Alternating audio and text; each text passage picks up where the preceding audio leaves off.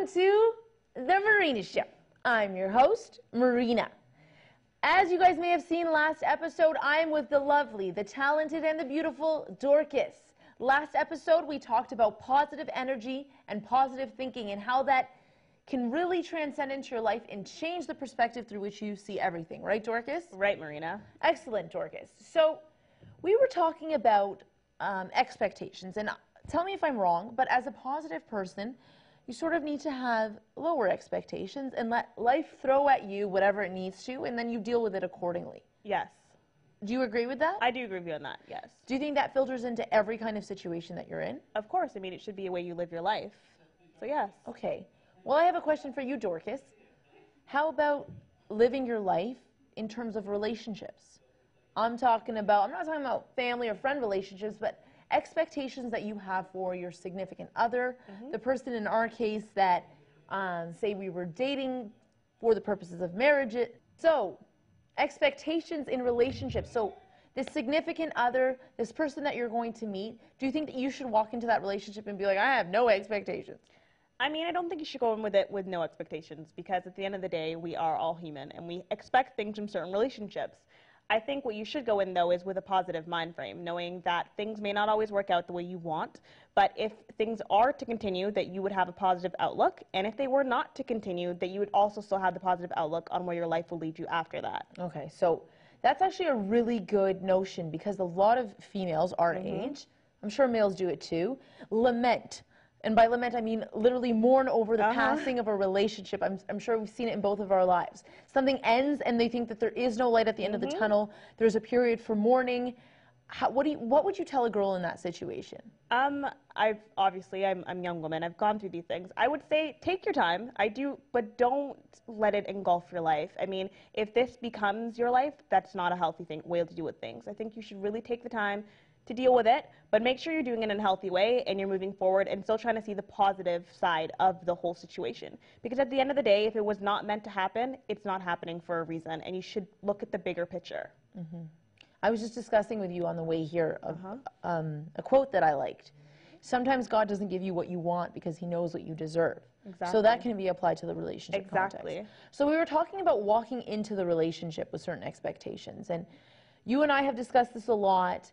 We're young women. What do you think some expectations or even a checklist that you have for somebody that you think you can get into a relationship with? I think number one, from my perspective, is he has to obviously have the same values as me. I think it's very hard to base a relationship when two people come from different moral values. In my opinion, it will not work. So I think one of the first things is to make sure that you are on the same page spiritually and religion-wise, so that way you can build on a good foundation. That's the number one thing for me. So let's delve into that number one thing. So being on the same page spiritually, what do you mean? That's such an abstract term for me, and I want you to tell me what that means for you.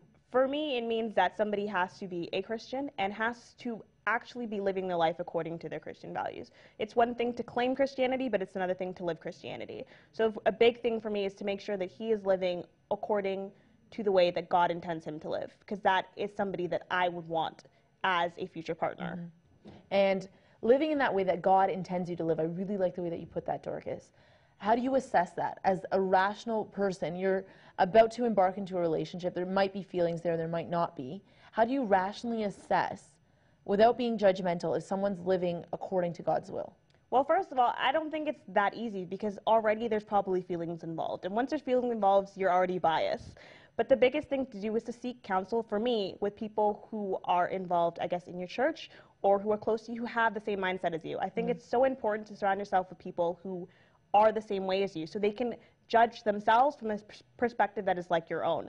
So to make sure you're just seeking counsel, people that can give you real advice that is going to help you and not hurt you. Okay, so somebody would be like, look, Dorcas, I see the way he's acting here. I think you should be cautious about this. So the first base that you want to cover is make sure they're on the same grounds as you, both spiritually and in terms of their religiosity. And you assess that by seeing if they're living according to God's will. Yes. So we've covered that base. And I think for a lot of young women, that's something very important. And sometimes that's like our springboard, and we don't really know where to get off after that.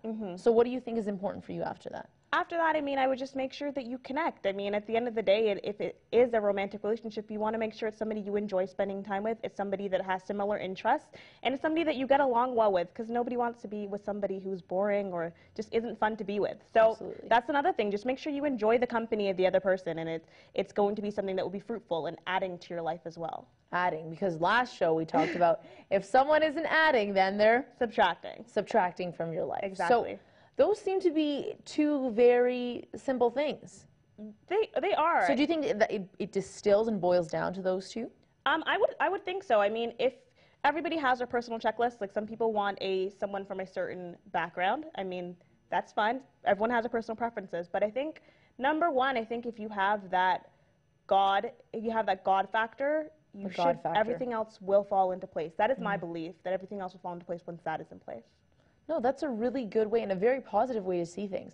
I, on the other hand, to my fans, have a different checklist. And it's something that I've kind of made over the years. And as you said, you need to seek spiritual counsel all the time from people that have the same mindset and the same values as you. So maybe I can, pass my list by you and you can tell me what you think. Okay. I actually wrote it on a cue card one day. Oh no, where is it sitting right now? It's in my room. On a mirror? No. Okay. It's kind of underneath a drawer. You should put it out to sea. Really? Yeah. Well, I don't really want to make that my focus. I don't want to make it that, I'm looking for this guy that needs to have all these things. I'm looking for Jesus first. If the guy happens to roll in, I take out the card and I'm like, okay, check, X, next. You know what I'm saying? I see you. Okay, so some important things for me is what you said. That's number one. They have to be on the same religious page as me. There has to be, for me, the person has to have the same mind frame, which is a verse that sticks out to me is seek ye first the kingdom of God and all these things shall be added unto you. Right? So that needs to be his number one priority. He needs to be seeking the kingdom. There needs to be some notions of this life is temporary and what's following is going to be eternal. And like where your treasure is, there your heart will be also. So I need to know where his treasure is. It can't be me, it can't be this world, it needs to be up there. So that's number one. And then and that's fine. Most girls would be like, okay, then there's a list of very peculiar, specific things. Let me hear this list. Okay, I'll tell you the list. And if you're out there, no, I'm just kidding. The first one is that religious factor. The second one is that they have to be modest. Okay. There needs to be a certain level of modesty. I cannot take anything that's ostentatious. Okay. About wealth, about ambition, about accomplishments. Do you think that's necessary? Can I just say, don't you think, though, that as a Christian, you should already be a humble person? Dorcas, that's why I have you on the show. You're such a wise. So don't you think that if it's somebody that is seeking, God and is making sure he's living a life of God, should not already have those attributes? And if he doesn't, these are the things that you should be like, what's God saying about that, No, absolutely. That's actually a very good point.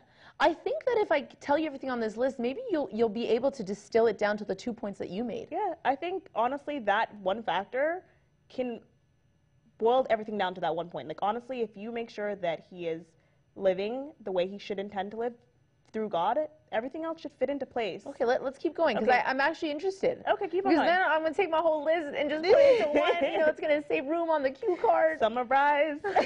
Summarize. Okay, so that was the first one, the religious one, and then we talked about the modesty piece, which I think is really important. The third one is he has to be ambitious. He has to have a sense of accomplishment. For me, it's very important to be on the same page in terms of education. What do you think about that? Because I'm in law school, and something that's I love getting a perspective that's outside of my cultural lens. I'm Egyptian, Coptic Egyptian, and what we think is, if you're in law school, you need to be with somebody who's either a lawyer or a doctor or an engineer, or that's not good. Anything outside of that, there's a disparity, and your mother tells you guys are going to fight, he's going to try to assert himself at home, all this stuff. Okay. It's crazy. So I don't really know if that fits into the God piece. It doesn't. No. What do you think about it? Doesn't. I think when it comes to finding someone who is equal in education-wise, it's very tricky. Culturally, obviously, we're different cultures. I'd like to hear about what your I am of Nigerian descent. I'm raised in a Nigerian home. That's where the beauty comes from. This is pure African beauty. Continue. Very, very strong cultural values. I think there's a lot of similarities actually to the Egyptian values. It's very, very strong. But in general, I mean, my parents have raised me as if you find somebody who is blessed to be your equal, whether or not they are literally your equal when it comes to things like education, there's certain things you will give up to accommodate for other things. So if I found somebody who worked great for me and things were well and everything was in place and he wasn't, I guess, as well educated as I would like, it would be something that I'd be willing to give up for everything else. I mean, I think it's great to have ambition and to make sure, I don't think ambition is wrong. I mean, I think it's great, but people are ambitious in different ways. Some people are more musically ambitious, or some people are more, you know, artistically ambitious. Absolutely. So things that can't be measured through education. So I would say be careful with using education as a marker to who you want to be with. That's a very interesting point. That's why I love something that I like about myself. It always comes back to me. Is that I always like to make friends outside of my own culture, outside of my own views, because it's so different to see how things play in. And what do you think of the notion that somebody can't connect with you on the same level because they don't have the same education? Like, that's something that I've struggled with. Completely, I don't think it makes sense at all. I just don't think it makes sense. I think in general, many people I know that have not gone to university or have no formal education are wise beyond my years. I think some of the smartest people I've met, my grandfather being an example, don't have formal education and could offer me advice that no professor could even come close to. So I think that is not a good way to look at it in general. I think you should make sure you're looking at the person themselves and not the education, because many people float through university and will float through a master's and will float through their PhD, and you can't have a conversation with them because they have nothing up there. It's regurgitated information, and they do what they do to get their mark. So I think at the end of the day, education is tricky. It's very tricky. It's a tricky one. It doesn't judge intellect at all. Okay, so in your view, that should get a little scratcheroo off the list. Okay, so we talked about ambition. Oh, that was my next one. I don't know if ambition and education, I think it's kind of similar. They went under the same umbrella. Now I'm trying to think of what the other things were. One of the big things was there needs to be a chemistry. Agreed. So that goes under your second 100%, point. 100%, yeah. So it goes under the God and the chemistry. And how do you know you have chemistry with somebody? Oh, you're a girl, you know that. You know how that is. I mean, you don't have to spell this out. If you get along. No, you need to spell it out for some. Some people are just. If you get along well with someone, you know the feeling you get as a girl, these little butterflies. I'm struggling with these feelings. Maybe I just haven't met the right person. Is it really butterfly? What do you think about butterflies? Have you never experienced that feeling? It's like, it feels like you're at the top of a roller coaster and your stomach's about to drop. No? You've never had that? Oh, wow, okay. I mean, We'll talk about it. To me, it's you're at the top of, I like this. I like movies. I like. Oh, jeez. You a Notebook kind of girl? I'm a Notebook. Okay. So that's how you know you like somebody? Well, you see they walk into the room and you're like, oh my gosh, am I on a roller coaster? I can't handle this. I think there's a couple signs. I mean, of course, like I said, sometimes there's infatuation, which is very simple. It's hard to differentiate between the two. Infatuation and love. Yes. Dorcas, I'm going to hold you on that. All right.